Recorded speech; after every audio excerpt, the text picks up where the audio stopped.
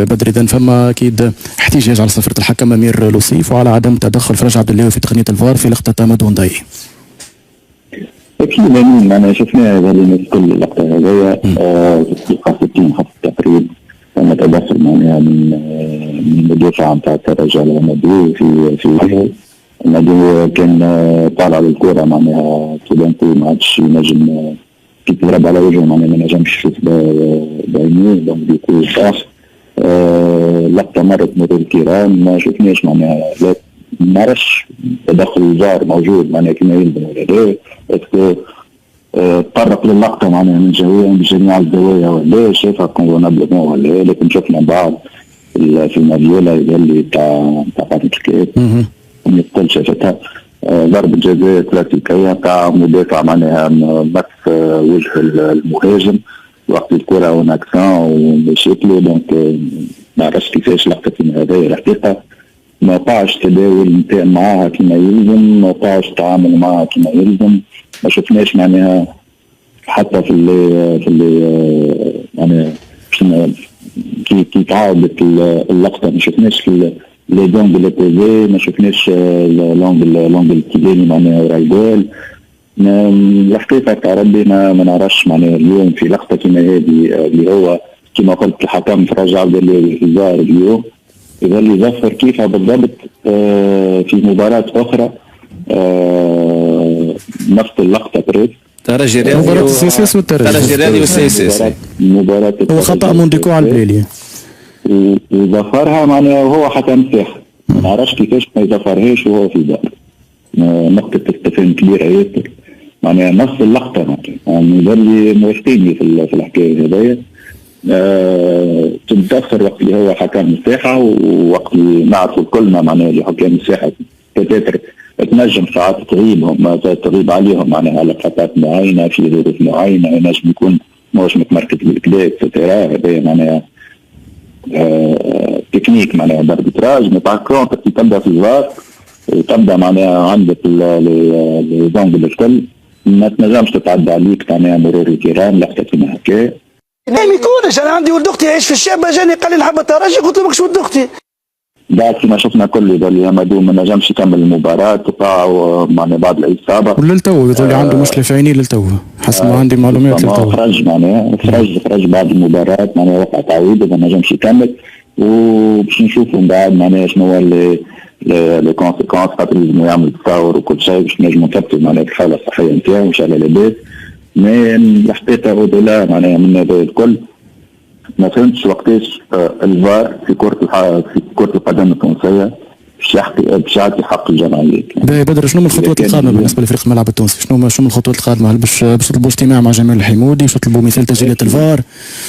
أكيد الملعب التونسي معناها مش باش يبقى مكتوف في الأيدي باش يدافع على حدود الكل باش نطلبوا معناها تسجيلات نتاع الفار باش نفهموا شنو اللي صار باش نشوفوا لي زونغل زادا معناها نتاع لي زونغل الكل المتوفره خاطر ما شفناهمش معناها حتى في الثالثه وفي الاعاده وفي كل شيء ما شفناش لي زونغل اللي شفنا ان سول اونغل نتاع الكاميرا سنترال ما شفناش الاخرين.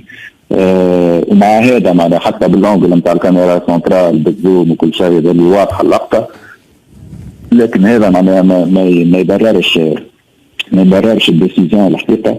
ان شاء الله نشوفوا في جمال الحمودي المشرف العام على التحكيم يخرج وياخذ قرارات كما وقع وخرج عمل قرارات وقت اللي صارت غلطه وغيرت ترتيب البطوله وذل اليوم زاد ثم معناها تغيير نتاع ترتيب البطوله في اللقطه هذيا.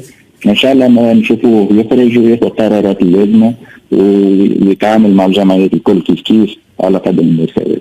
باهي بدر ما تشوفش انه ممكن الاخراج التلفزي هو اللي ياثر ممكن زاد على تقنيه الفار بالباهي خاطر انت عاود برشا مرات انه صحيح احنا حتى في الاعاده ما شفناهاش برشا مرات شفناها كان بعد الماتش معناها نفس اللقطه شفناها بعد الماتش. والله شوف نتسائل انا اليوم معناها الحقيقه نتاع ربي معناها كل مره نخرجوا هاو الاربيتر تابع فلان هاو الاربيتر يحدد الجماهير الفلانيه هاو الفار يحدد الجماهير الفلانيه. اليوم زاد باش نمشيو ونوليو نحكيو على لي تكنيسيان اللي يخدموا في الفار وعلى الفريق اللي يخدم في الفار وين باش نوصلوا معناها بالحق وين باش نوصلوا وين باش نمشيو.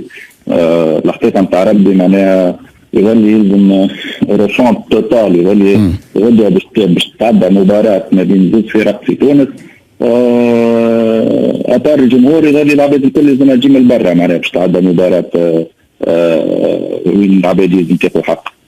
ما نعرفش الحقيقه معناها برشا اسئله يلزم ينسال برشا حاجات باش الجمعيات معناها توصل تاخذ حقها في تونس، على خاطر الحقيقه تاع ربي فما حاجات معناها يندى لها الجبين، بالحق يندى لها الجبين. هاو مرة أربيتر، هاو مرة معناها مساعد حكم، هاو مرة معناها أربيتر في الفار، هاو مرة التكنيسان تاع الفار، هاو مرة المخرج تاع الفار. مانيش فاهمين الحقيقة احنا وين باش نمشيو وين باش نوصلوا بالمستوى هذايا اللي كل مرة نحكيه ونقولوا العباد لازم تاخذ حقها ولازم نصلحوا ولازم نمشيو معناها في نكونوا إيجابيين ونتفاعلوا بتاتر مع اللي قاعد يتحكي على الإصلاح، على الخطوات تاع الإصلاح. والملعب التونسي كان من أكثر الجمعيات اللي تطالب بالإصلاح وتحاول معناها تمشي في التمشي هذايا، لكن أشك فان نلقاو رواحنا أكثر فريق متضرر بالهفوات التحكيمية وما هالمشاكل اللي قاعدة تصير كل مرة. واضح. شكرا لك بدر الدين ناصر. اذا ندخل رسمي في الملعب التونسي كان معنا في المباشر. الملعب التونسي يحتج على صافره الحكم امير لوسيف وسيتوجه الى الاداره الوطنيه للتحكيم باش يقابل اكيد جمال الحمودي باش يطلب تسجيلات غرفه الفار، واكيد اللقطه عند الحمودي وعند الاداره الوطنيه للتحكيم باش تكون فيها برشا اعادات واكيد باش تكون اوضح. شوف هذا من حقه الملعب التونسي، يقول لك انا اليوم اكسيون ليتيجيوز، اكسيون فيها شفناها الناس الكل مالوريزمون شفناها من كريتيك على الاخر في الوقت هذاك. 60 كان هناك سقوط لاعب استاد داخل منطقة الجزاء، هل كان هناك ركلة جزاء؟ الحكم يأمر باستمرار اللعب دون أي خطأ. هل كان هناك قرار ركلة جزاء أم لا؟ بنلاحظ من خلال هي الإعادة الوحيدة فقط التي تم إعادتها. لاحظ لاعب الترجي استخدام اليد على الوجه بشكل متهور، لاحظ اليد على الوجه كاملة. إذا كان هناك يجب احتساب ركلة جزاء زائد إنذار لاعب الترجي لاستخدام اليد على الوجه بتهور. للأسف غاب الحكم وغابت تقنية الفي آر عن هذه الحالة. هناك كان يجب على تقنية الفي آر، لاحظوا هذه الإعادة اللي أعطونا إياها من خلف المرمى لا يوجد أي شيء واضح. هنا الإعادة الوحيدة حاولنا نعمل فيها تكبير، نستخدم تقنية الزوم لنشاهد الحالة. إذا كان هناك يجب على الحكم احتساب ركلة جزاء، وكان يجب على تقنية الفي آر التدخل في هذه الحالة. الحالة التي بعدها كانت في الدقيقة 70، كان هناك إنذار للاعب الترجي رقم 22. هل كان يكفي الإنذار أم هناك تهور أم لعب عنيف؟ من خلال الصورة بنشوف ومن خلال الإعادات الحكم هنا يشهر البطاقة الصفراء للاعب رقم 22. هنا تهور من قبل اللاعب لم تصل إلى اللعب العنيف، لا يوجد استخدام قوة مفرطة. إذا قرار الإنذار قرار صحيح. الحالة الأخيرة اللي شفناها قبل النهاية بدقيقتين، هنا اللاعب الاستاد كان ينوي لعب الكرة ومن ثم هناك تدخل من قبل المدرب وتدخل من اللاعب على المدرب.